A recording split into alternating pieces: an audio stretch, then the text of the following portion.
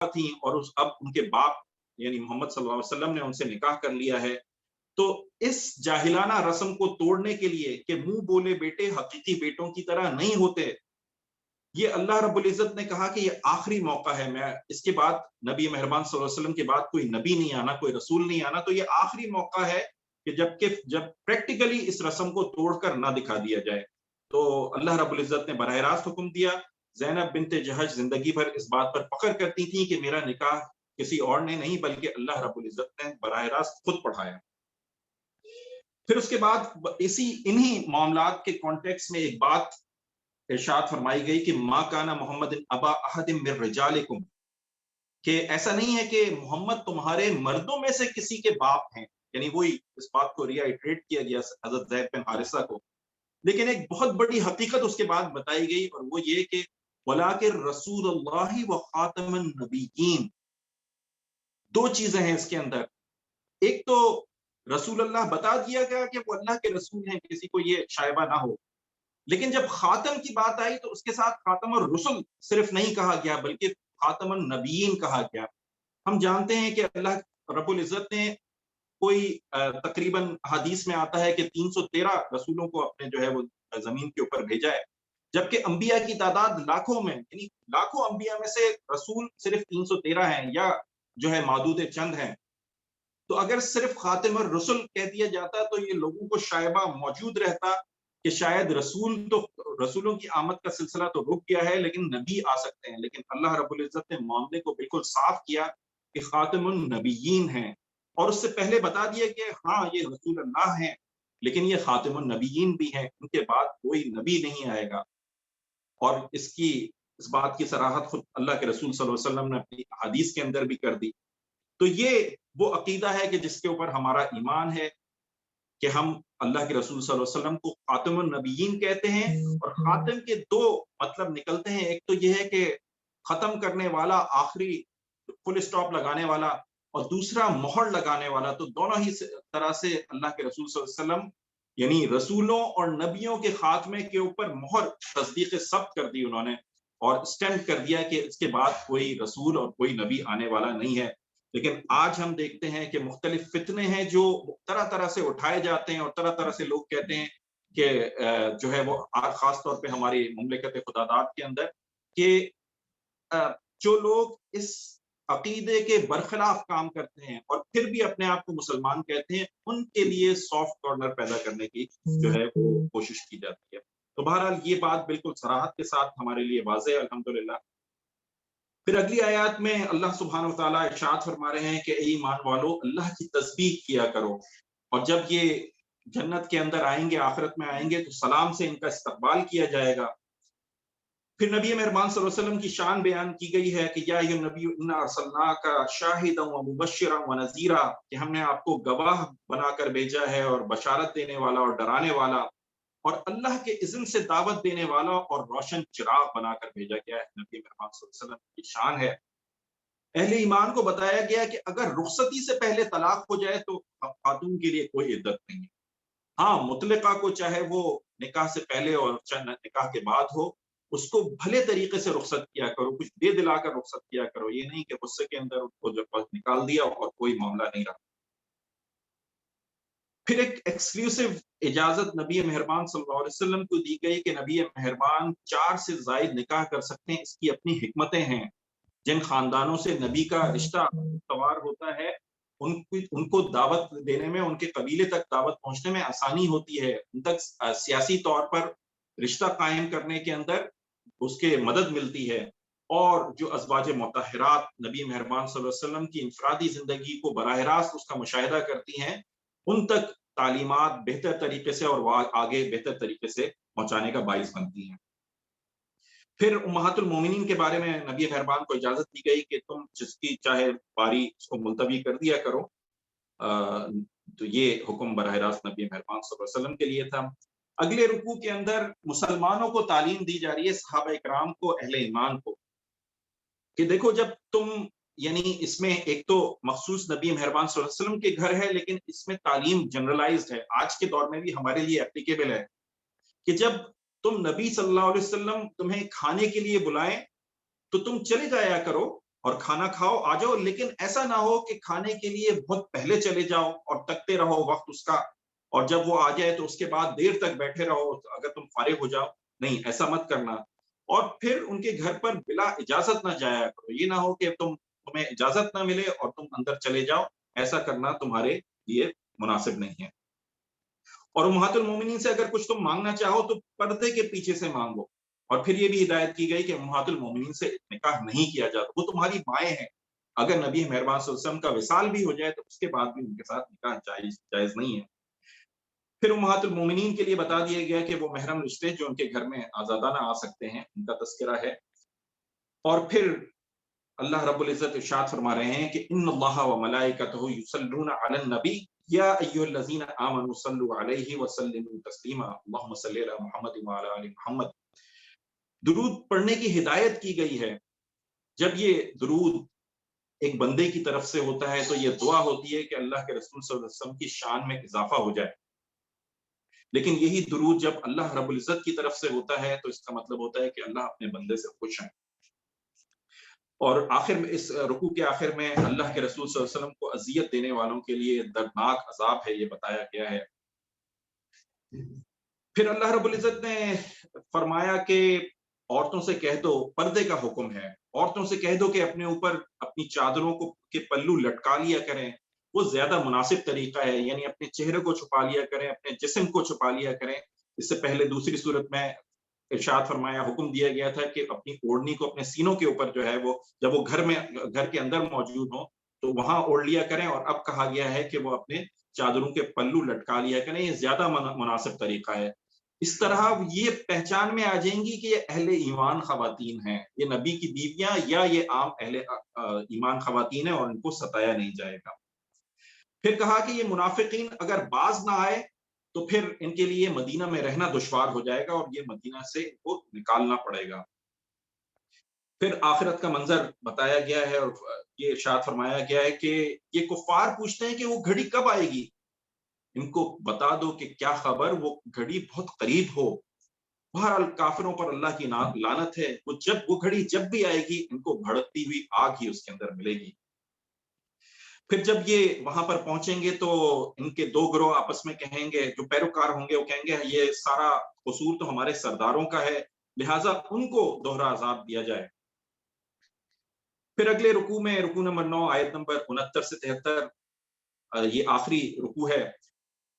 نبی مہربان صلی اللہ علیہ وسلم کے ساتھ صحابہ کرام اور کفار ان دونوں ہی کو یہ تلقین کی گئی ہے کہ جس طرح یعنی خاص طور پہ اہل ایمان کو بتایا گیا ہے کہ یا ایھا الذین آمنوا لا تکونوا کالذین آذوا موسیٰ فبرأہ اللہ مما قالوا، کہ اے ایمان والو تم ان لوگوں کی طرح مت ہو جانا کہ جنہوں نے حضرت موسیٰ کو تکلیف دی۔ اللہ تعالیٰ نے تو ان کو اس سے مبرہ کر دیا جس چیز کا وہ ان کو جو ہے وہ دوش دیتے تھے، لیکن تمہارے لیے حکم یہ ہے کہ تم ویسے ہی جو ہے تقلید نہ کرنا، تم ویسا عمل نہ کرنا جس طرح سے حضرت موسیٰ کے ساتھیوں نے کیا تھا۔ اور اس کے بعد ایک بہت بڑا جو ہے وہ حکم دیا جا رہا ہے، اور یہ آیت یا ایھا الذین آمنوا اتقوا اللہ وقولوا قولا سدیدا، یہ نبی مہربان صلی اللہ علیہ وسلم خطبہ نکاح کے اندر پڑھا کرتے تھے، اور آج تک بھی اس سنت کی پیروی میں خطبہ نکاح کے اندر پڑھی جاتی ہے۔ یصلح لکم اعمالکم ویغفر لکم ذنوبکم۔ دیکھیے جو شیطان ہے وہ سب سے زیادہ اس کی مرغوب جو خواہش ہوتی ہے وہ دو لوگوں کے درمیان جھگڑا کروانے کی ہوتی ہے، بھائی بھائی سے لڑ جائے، باپ بیٹے سے لڑ جائے، اور سب سے پسندیدہ عمل اس کا یہ ہے کہ میاں بیوی آپس کے اندر لڑ جائیں۔ تو جو میاں بیوی کی لڑائی ہے اس کی بنیاد کی اس آیت کے اندر بے خودی کی گئی ہے کہ اگر کمیونیکیشن واضح ہوگی، بات سچی اور سیدھی ہوگی، سیدھی اور سچی یہ دو چیزیں ہیں، تو پھر اس بات کا انشاءاللہ امکان نہیں ہے کہ کوئی غلط فہمی تمہارے درمیان جنم لے گی، کیونکہ شیطان چاہتا ہے کہ وہ تمہارے درمیان فساد کروائے۔ تو جب تم سیدھی اور سچی بات کرو گے تو اللہ تعالیٰ تمہارے اعمال کی اصلاح کر دے گا اور تمہارے گناہوں کو معاف فرما دے گا۔ اور پھر ارشاد فرمایا گیا کہ ہم نے یہ امانت آسمانوں کے حوالے کی، زمین کے حوالے کی، پہاڑوں کے حوالے کی، اتنی بڑی بڑی جو بظاہر جو ہے دیکھنے کے اندر مخلوقات، لیکن انہوں نے انکار کر دیا اور انسان نے اس کو اٹھا لیا۔ یعنی بار خلافت کو اٹھا لیا، اس قرآن کی ذمہ داری کو، دعوت دین کی ذمہ داری کو اٹھا لیا، تو اللہ رب العزت کہتے ہیں کہ وہ بے خبری کے اندر اپنے اوپر ظلم کر بیٹھا، یعنی کہ انہ کان ظلوما جہولا۔ تو یہ وہ ذمہ داری تھی بار خلافت کے، جو اب کہ یہ ایک امتحان تھا انسانیت کے لیے، امتحان تھا حضرت انسان کے لیے۔ اس نے کہا کہ میں اس امتحان کو آپٹ کروں گا اور اس امتحان کی آزمائش میں پورا ہو کر دکھاؤں گا، لیکن امتحان تھا بہت سخت۔ اس انسان نے اس کو اٹھایا، اور آج وہ دارالعمل ہے جس کے اندر میں اور آپ موجود ہیں۔ آج یہ انالیسس ہمیں کرنا ہے کہ ہم نے اس بار خلافت کی ذمہ داری کو، اس دعوت دین کی ذمہ داری کو کس حد تک پورا کرنے کی کوشش کی ہے۔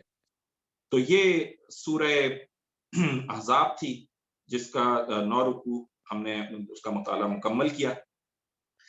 اس کے بعد سورہ فاطر ہے، جو سورہ سبا ہے، جس کا زمانہ نزول یہ بھی مکی صورت ہے، اور مکی دور کے دور متوسط کے اندر، یعنی کہ بیچ میں یہ نازل ہوئی۔ آیت 15 کے فقرے لقد کان لسبا فی مسکنہم آیا سے اس کا جو ہے وہ نام لیا گیا ہے۔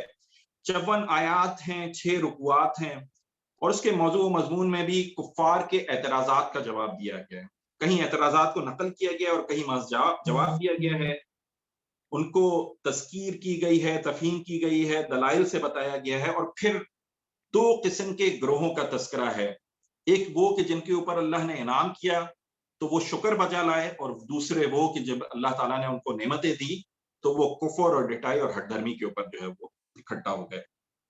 حضرت داؤد اور سلیمان علیہ الصلاۃ والتسلیم یہ وہ لوگ تھے کہ جو شکر گزار رہے، اور قوم سبا کہ جب ان کو اللہ تعالیٰ نے نعمتیں دی تو وہ گناہگار ہوئے۔ اللہ تعالیٰ اس سورت کے آغاز میں اپنی شان بیان کر رہے ہیں، اور فرماتے ہیں کہ جو کچھ زمین میں جاتا ہے اور جو کچھ زمین سے نکلتا ہے، جو کچھ آسمان سے اترتا ہے اور جو کچھ آسمان کی طرف جاتا ہے، اللہ تعالیٰ ہر چیز کو جانتا ہے۔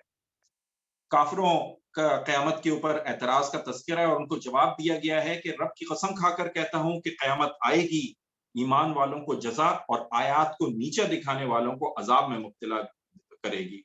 پھر کفار کہتے ہیں کہ یہ شخص خبر دیتا ہے کہ جب تم روزہ ہو جاؤ گے تو تمہیں اٹھایا جائے گا، کیا یہ جھوٹ بولتا ہے یا اسے جنون ہے؟ معاذ اللہ۔ بلکہ حقیقت تو یہ ہے کہ یہ لوگ خود ہی بہکے ہوئے ہیں۔ کیا انہوں نے کبھی آسمان و زمین کو نہیں دیکھا جو انہیں آگے اور پیچھے سے گھیرے ہوئے ہیں؟ ہم چاہیں تو انہیں زمین میں دسا دیں یا آسمان کے کچھ ٹکڑے ان کے اوپر گرا دیں۔ یہ کفار جو ہے یہ ان نشانیوں کو نہیں دیکھتے، حالانکہ اس سے پہلے گزری ہوئی قوموں کے ساتھ ایسا ہو چکا ہے۔ پھر حضرت داؤد اور سلیمان علیہ الصلاۃ والتسلیم کا تذکرہ ہے، اور فرمایا کہ ہم نے داؤد علیہ السلام کے ساتھ پہاڑوں کو اور پرندوں کو تسبیح کرنے کا حکم دے دیا، اور ان کے ہاتھ میں لوہا نرم کیا تاکہ وہ اس سے ذرہ بنا سکیں۔ اور سلیمان علیہ السلام کے حوالے سے بتایا گیا کہ ان کے لیے ہوا کو مسخر کر دیا، وہ دن میں اور رات میں 1 مہینے کی مسافت کے مطابق جو ہے وہ سفر کیا کرتے تھے۔ پھر حضرت سلیمان علیہ السلام کے لیے پگھلے ہوئے تانبے کا چشمہ بہا دیا، اور جنوں کو ان کے لیے تابع کر دیا۔ جن جو کہ سرکش تھے ان کے تابع ہو گئے، اور ان سے وہ حضرت سلیمان علیہ السلام بڑی بڑی تعمیرات کا کام لیا کرتے تھے، اونچی اونچی عمارتیں اور پیالے اور دیگیں اور برتن، اس طرح کی چیزیں سلیمان علیہ السلام ان سے بنوایا کرتے تھے۔ اور پھر انہوں نے حکم دیا کہ بیت المقدس کی تعمیر کرو، یہاں تک کہ سلیمان علیہ السلام کو موت آ گئی۔ انہوں نے چاہا کہ ان کی موت کی خبر جنوں کو نہ ہو، ورنہ وہ اپنا کام چھوڑ دیں گے، اور ان کو کسی چیز نے نہیں بتایا سلیمان علیہ السلام کی موت کا، سوائے اس کے کہ جو گھن ان کی لاٹھی کے اندر لگ گیا اور جس سے ٹیک لگا کے کھڑے تھے، جب وہ ختم ہوا تو پھر جنوں کو پتا چلا کہ ہم تو کتنے سالوں سے یہ کام کر رہے تھے، جبکہ سلیمان علیہ السلام پہلے ہی جو ہے ان کو موت آ چکی تھی۔ پھر سبا کی بستی کا تذکرہ ہے کہ اللہ رب العزت نے ان کو 2 باغ دیے، انہوں نے ناشکری کا رویہ اختیار کیا۔ آخرکار اللہ رب العزت نے ان کے جو بند تھے سد معارب اس کو توڑ دیا، اور وہ باغ بدمزہ پھلوں کے اندر تبدیل کر دیے گئے۔ ان کی بستیوں کے درمیان اور بھی بہت ساری بستیاں تھیں، جب وہ سفر کیا کرتے تھے تو انہیں لگتا تھا کہ بس وہ بستی سے ہی بستی چلے جا رہے ہیں، اور بیچ کی مسافت کا انہیں اندازہ نہیں ہوتا۔ تو انہوں نے ایک عجیب و غریب دعا کی، کہ اے ہمارے رب ہمارے سفر کی مسافتیں لمبی کر دے۔ آخر کار اللہ رب العزت نے ان کو تتر بتر کر دیا، انہوں نے درست حقیقت ابلیس کی پیروی اختیار کی۔ پھر اس کے بعد رکوع نمبر 3 میں اللہ رب العزت نے شرک کا ابطال کیا ہے اور سفارش کا ذکر کیا ہے کہ یہ معبود تو زمین و آسمان میں کسی ذرے کے بھی مالک نہیں ہے، جن کو یہ معبود بناتے ہیں اگر یہ ایک ذرے کے بھی مالک ہوتے تو بڑی بات تھی، اور یہ آخرت کے دن کوئی سفارش نہیں کر سکیں گے، سفارش صرف وہ کر سکے گا جس کو اللہ رب العزت اذن دیں گے، اور نبی مہربان صلی اللہ علیہ وسلم سفارش کرنے والوں میں سے سب سے پہلے ہوں گے۔ پھر اللہ تعالیٰ کے مظاہر بیان کیے گئے ہیں اور سوال کیا گیا ہے کہ جب تم مانتے ہو کہ رزق اللہ کی طرف سے آتا ہے تو پھر کیوں ڈٹائی کے اوپر جمے ہو؟ یاد رکھو کہ آخرت کے اندر ٹھیک ٹھیک فیصلہ ہونے والا ہے، اور یہ لوگ تم سے کہتے ہیں کہ قیامت کا وعدہ کب پورا ہوگا؟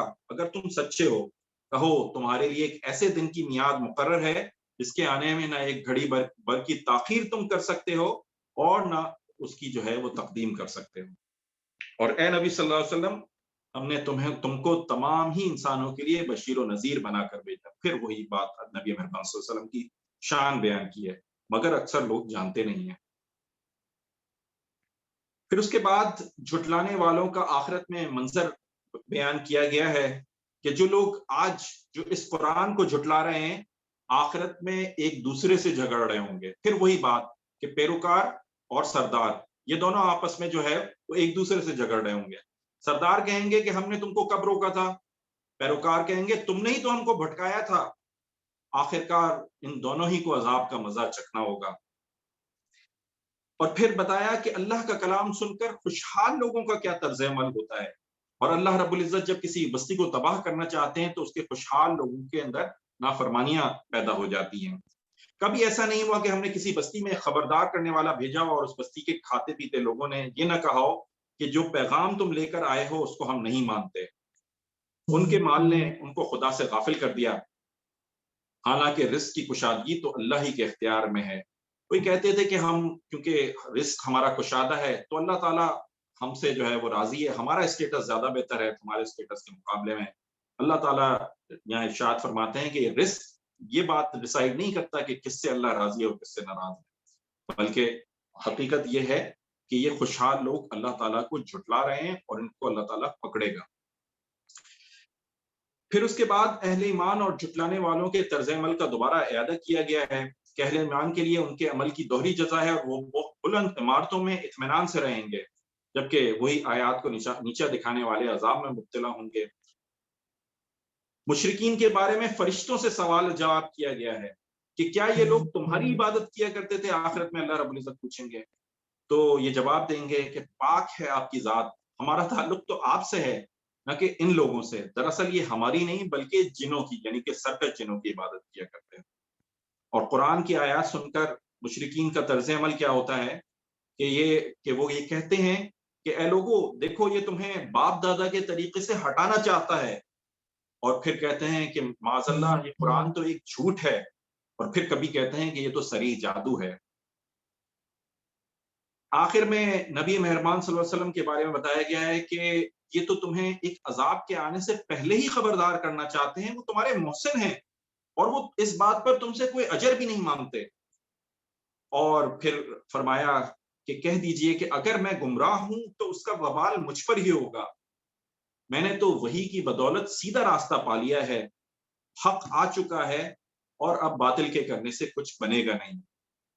پھر کفار روز قیامت گھبرائے ہوئے کہیں گے کہ ہم ایمان لے آئے، اس دن ان کا ایمان انہیں کوئی فائدہ نہیں پہنچائے گا۔ کاش تم اس وقت کو دیکھ لو کہ جب یہ گھبرائے ہوئے ہوں گے اور کہیں گے کہ ہم ایمان لے آئے، اس دن ان کو پکڑ لیا جائے گا قریب سے، اور وہ جس چیز کی تمنا کریں گے اس سے محروم رہیں گے، نہ تو ان کو نعمتیں ملیں گی اور نہ ہی ان کو موت آئے گی اس دن۔ تو یہ سورہ سبا تھی جس میں حضرت داؤد علیہ السلام، سلیمان علیہ السلام اور قوم سبا کا بھی تذکرہ ہے، اور قوم سبا کے تذکرے کے اندر قصے میں ہمارے لیے بھی ایک واقعہ عبرت ہے کہ ہمیں بھی اللہ رب العزت نے جس ملک سے، مملکت خداداد سے اللہ تعالیٰ نے ہمیں بہرور کیا ہے، اور جس نام پر ہم نے یہ ملک حاصل کیا تھا اور جو نعمتیں اللہ رب العزت نے دی ہیں، 4 موسم ہیں، غلہ ہے، اناج ہے، معدنیات ہیں، तरह तरह की सलाहियतें लोगों के पास हैं, यूथ है हमारे पास। इन तमाम नेमतों को पाकर हमने अल्लाह रब्बुल इज़्ज़त का शुक्र अदा किया? यकीनन नहीं अदा किया, जिसकी वजह से आज हम मुश्किल में गिरफ्तार हैं। आज हम बहैसियत कौम तरक्की और उरूज नहीं पाते, बल्कि अल्लाह ताला के जो है वो तरफ से एक मुश्किल है जो इस कौम के ऊपर तारी हुई भी है। उसके बाद सूरह फातिर है। ये भी मक्की दौर की सूरत है और इसका दौर मक्की दौर का दौर मुतवस्सित है।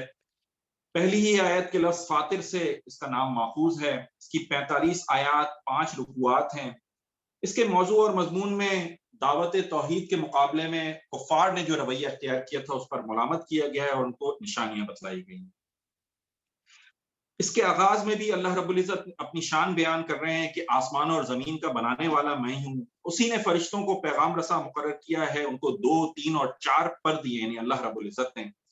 वो जिस रहमत का दरवाज़ा खोल दे, उसको फिर कोई बंद नहीं कर सकता, और जिसके ऊपर रहमत का दरवाज़ा बंद कर दे, उसको फिर खोल कोई नहीं सकता। वो इक़्तिदार का मालिक है, वही तख्लीक करने वाला और रिज़्क़ अता करने वाला है। ऐ नबी सल्लल्लाहु अलैहि वसल्लम, अगर ये आज तुम्हारा इनकार कर रहे हैं, तो ये कोई नई बात नहीं है। ये इससे पहले भी अंबिया का इनकार करते रहे हैं, उनको झुठलाते रहे हैं। और अल्लाह का वादा बरहक है। दुनिया या ये दुनिया या ये शैतान तुम्हें धोखे में ना डाल दें। और ये शैतान तो तुम्हारा खुला दुश्मन है, वो तुम्हें रुस्वा करना चाहता है। फिर बताया गया कि हिदायत और गुमराही अल्लाह रब्बुल इज़्ज़त की तरफ से है, और वही है जो बारिश को भेजता है और वो मुर्दा ज़मीन को ज़िंदा करती है। यानी जो बारिशों को, जो बादल पानी को उठाए-उठाए फिरते हैं और मुर्दा ज़मीन पे जाकर उनको बरसाते हैं, तो मुर्दा ज़मीन ज़िंदा हो जाती है। वही है जो ये काम करवाता है। जब वो मुर्दा ज़मीन को ज़िंदा कर देता है, तो हिदायत और गुमराही उसके हाथ में है। वो एक उस शख्स को कि जो नावाकिफ़ राह हो, उसको हिदायत अता कर सकता है, बशर्ते कि उसके अंदर उस हिदायत की तलब मौजूद हो। फिर बताया गया कि इज़्ज़त अल्लाह रब्बुल इज़्ज़त के हाथ में है। तुम्हारी पैदाइश, तुम्हारे जोड़े बनाना, औरतों का हामला होना, उम्र की कमी, ज़्यादती, सब उसी की तरफ से है। बस उसको छोड़कर जिन लोगों को तुम पुकार रहे हो, वो तो एक परकाह के मालिक भी नहीं है। यानी एक खजूर की गुठली के ऊपर जो छिलका लगा होता है, उसके भी मालिक नहीं है। फिर उसके बाद बताया गया कि अल्लाह गनी है और तुम फकीर हो। ऐ लोगो, या अय्युहन्नास अंतुमुल फुक़रा इलल्लाह वल्लाहु हुवल गनियुल हमीद। अल्लाह गनी है और तुम फकीर हो। वो चाहे तो तुम्हें हटाकर नई मखलूक पैदा कर दे। और फिर बताया गया कि आखिरत वाले दिन सब अपना-अपना बोझ उठाएँगे। कोई किसी का बोझ उठाने की सकत उस दिन किसी में नहीं होगी। करीब तरीन रिश्तेदार भी कोई बोझ शेयर नहीं करेगा। और फिर अल्लाह रब्बुल इज़्ज़त ने इरशाद फरमाया कि हमने कोई उम्मत ऐसी नहीं भेजी जिसमें हमने कोई डराने वाला ना भेजा हो। फिर यहाँ पर कामयाब ताजिर की खुसूसियात बताई जा रही हैं। वो तिजारत जिसके अंदर कोई खसारा नहीं है।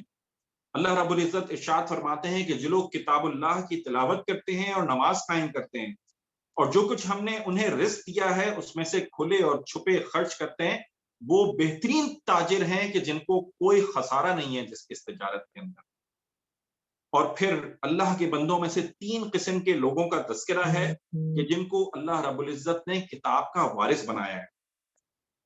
पहला गिरोह वो है कि जिसने अपने नफ्स के ऊपर ज़ुल्म किया, और दूसरा गिरोह जो बीच की राह चलने वाला है, और तीसरा गिरोह वो है कि जो अल्लाह के इज़्न से नेकियों में सबकत करने वाला है।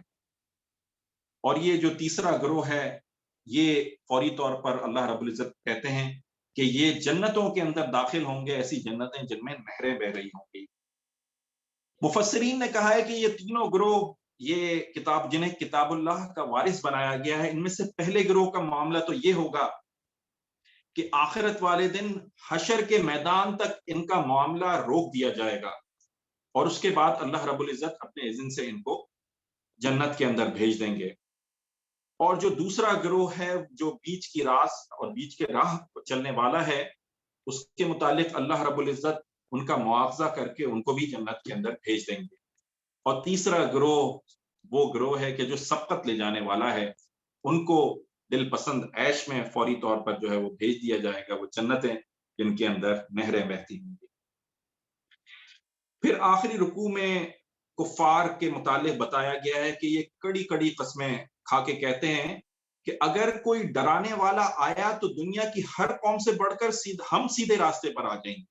یعنی اگر ہمارے پاس کوئی اللہ رب العزت نے کسی نبی کو بھیجا ڈرانے والا، تو ہم سب سے پہلے اس کے اوپر آمین کہیں گے، اس کی جو ہے وہ پکار پر لبیک کہیں گے۔ لیکن ہوا یہ کہ جب خبردار کرنے والا آیا تو یہ حق سے فرار کا رویہ انہوں نے اختیار کیا، زمین میں استکبار کیا، کبر کیا، اور بہت ہی بری بری چالیں چلنے لگے، حالانکہ یہ جانتے نہیں تھے کہ بری چالیں تو چلنے والے ہی کو لے بیٹھتی ہیں، وہ اسی کے حق میں جو ہے وہ غارت گری کا سبب بنتی ہے۔ اب کیا یہ لوگ اس کا انتظار کر رہے ہیں کہ پچھلی قوموں کے ساتھ اللہ نے جو طریقہ کیا وہی ان کے ساتھ بھی برتا جائے؟ یہی بات ہے تو تم اللہ کے طریقے میں ہرگز کوئی تبدیلی نہ پاؤ گے، اور تم کبھی نہ دیکھو گے اللہ کی سنت کو اس کے مقرر راستے سے کوئی طاقت پھیر سکتی ہے۔ کیا یہ چاہتے ہیں کہ جس طرح پچھلی امتوں کے اوپر عذاب آیا، ان کے اوپر بھی عذاب آئے؟ اگر تو یہ نشانی دیکھنا چاہتے ہیں تو یہ چل پھر کے دیکھ لیں، ان کو نشانیاں مل جائیں گی، لیکن ان کے اوپر تو ہٹ دھرمی سوار ہے، یہ تو صرف منہ موڑنا چاہتے ہیں، اور یہ طرح طرح کے سوال اور طرح طرح کے مطالبات کرتے ہیں صرف اس لیے کہ یہ تمہیں نیچا دکھا سکیں، لیکن جب ان کے مطالبات پورے ہوتے ہیں، ان کے بھی اور ان سے پچھلی گزری ہوئی قوموں کے بھی، تو یہ پھر اپنا منہ موڑ لیتے ہیں اور یہ ہدایت کا راستہ اختیار نہیں کرتے۔ اللہ رب العزت کا جب وقت پورا ہوگا تو پھر وہ اپنے بندوں کو دیکھ لے گا۔ یہاں پر سورہ فاتر مکمل ہوتی ہے، اور سورہ یاسین جس کو آج آیت نمبر 1 سے 21 تک کا ہم مطالعہ کریں گے، یہ سورت یہ بھی مکی سورت ہے، اور دور مکہ کے دور متوسط یا آخری دور کی نازل کردہ سورت ہے۔ اس کے آغاز ہی میں یاسین سے اس سورت کا آغاز ہو رہا ہے، یہ اس کا نام کی وجہ ہے۔ اس کے 83 آیات اور 5 رکوعات ہیں۔ اس میں کفار قریش کو ایمان نہ لانے اور ظلم و استہزاء کا رویہ اختیار کرنے کے حوالے سے اور مومنین کا مقابلہ کرنے کے انجام سے ڈرایا گیا ہے۔ ان کو دلائل دیے گئے ہیں، ان کو تفہیم کرائی گئی ہے توحید، آخرت اور رسالت کے اوپر۔ ان سے کہا گیا ہے کہ ان نشانیوں سے عقل لو جو اس کائنات کے اندر موجود ہیں، جو خود تمہارے اندر تم جن کا مشاہدہ کرتے ہیں، اور جو خود حضرت انسان کے اندر موجود ہے۔ اللہ رب العزت نے سورت کا آغاز یاسین سے کیا ہے۔ یہ حروف مقطعات بھی ہیں، مفسرین نے کہا ہے کہ اللہ کے رسول صلی اللہ علیہ وسلم کا نام بھی ہے، ان کو مخاطب کیا گیا ہے۔ بہرحال قرآن کی قسم کھا کر نبی مہربان صلی اللہ علیہ وسلم کو ان کا مرتبہ بتایا گیا ہے، اور پھر ایک دوسری طرف کفار کی ہٹ دھرمی کا بھی تذکرہ ہے۔ اللہ رب العزت نے ارشاد فرمایا کہ آپ رسول ہیں، سیدھے راستے پر ہیں، اور خبردار کرنے والے ہیں، ان لوگوں کو خبردار کرنے والے جن کے باپ دادوں کو، یعنی قریب کے زمانے میں جن کے اوپر کوئی رسول یا نبی نہیں آیا اور وہ غفلت میں پڑے ہوئے ہیں، اور ایمان نہ لانے کے سبب فیصلہ عذاب ان پر چسپاں ہیں۔ یعنی یہ وہ لوگ ہیں جن میں سے اکثریت آپ کا کلام سن کر، آپ کا پیغام سن کر ایمان نہیں لا رہی ہے، تو ایمان نہ لانے کے سبب ان کے اوپر فیصلہ عذاب چسپاں ہو چکا ہے۔ ہٹ دھرمی اور تکبر کے اندر یہ جکڑے ہوئے ہیں، ان کے لیے یکساں ہے کہ آپ ان کو ڈرائیں یا نہ ڈرائیں، یہ ایمان لانے والے نہیں ہیں۔ ہاں، چند لوگ ان میں سے ہیں کہ ایمان تو صرف وہ لوگ لائیں گے جو اللہ سے بے دیکھے ڈرتے ہیں، ان کے لیے مغفرت اور اجر عظیم کا وعدہ ہے۔ پھر آخرت کا بیان ہے کہ جب مردہ زندہ ہوں گے تو ان کے اعمال کے مطابق ان کا فیصلہ کیا جائے گا، اور ان کے تمام اعمال ایک کھلی کتاب میں درج ہیں جو آخرت والے دن ان کو دی جائے گی۔